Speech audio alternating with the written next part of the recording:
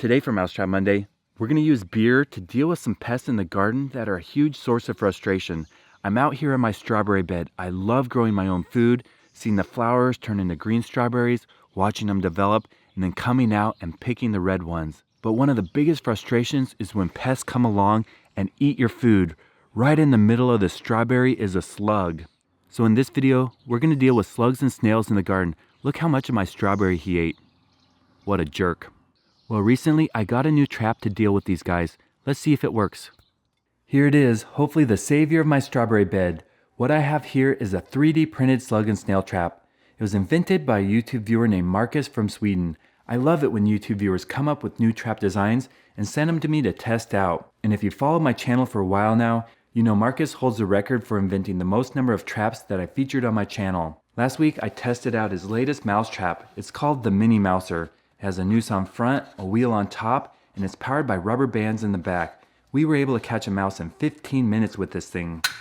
So hopefully his slug and snail trap also works well. It consists of a basin with bait in the bottom, and there's 3 entrances. These are tubes on an angle. There's one here, there, and the third one back here. It's basically a tripod slug trap. Now for bait, Marcus says to use beer. I rarely drink beer, but when I do, my favorite is a Black Butte Porter. We'll just pour some beer in there, put on the lid. The slugs and snails will come along, climb up the tube, go in there, drown in the beer, and they can't get out because of the spikes. Now, I'm not an expert at identifying different slugs and snails. Here's some of the ones we found. I know these big ones are called banana slugs. We have a small gray one here. Here's a garden snail. Here's a slightly larger one. And here's a darker one with a red line down below. When you touch them with a stick, they're very slimy. That's their defense mechanism, just to make a bunch of slime. Let's go see what they think of the slug and snail trap. To show how this trap works, I'm going to add some beer for bait. Then we're going to place our slugs and snails around the trap and watch them go inside. And I don't want them crawling away and escaping, so I'm going to make a barrier around the trap with salt.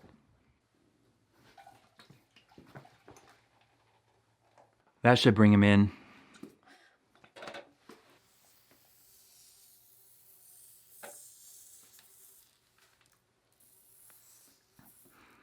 Now they can't escape. Let's go get the slugs and snails. We'll start with a snail, and a slug, and a big banana slug. We caught a couple of these. The red and brown one.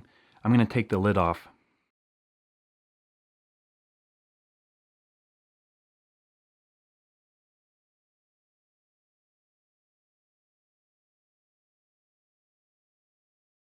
Well, the slugs have no problem crawling in the trap, but they try to get out. You need the lid. They seem to like the beer though. So that's how this trap works. Man, my fingers are sticky. Lots of slime. The real test is we're going to clear out these slugs, add some new beer, then set up the trap in the strawberry bed. Oop, he dropped down in the beer. Let's go destroy some slugs.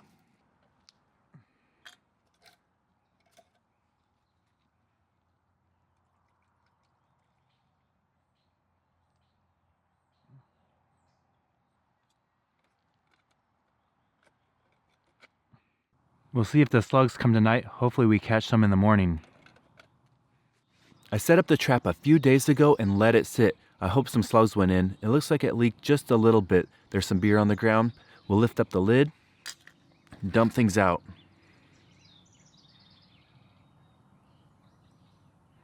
Oh, there's a slug. Another one. In total, it looks like we caught 5 slugs. 1, 2, 3, 4, and there's a tiny one right here that makes 5. These are the small gray ones that love to eat the strawberries. So overall, it took a few days, but I say the trap works well. If you haven't subscribed to my channel yet, please consider clicking the button right there. I've posted over 500 videos on YouTube, and currently I'm posting new videos every Monday, Thursday, and Saturday.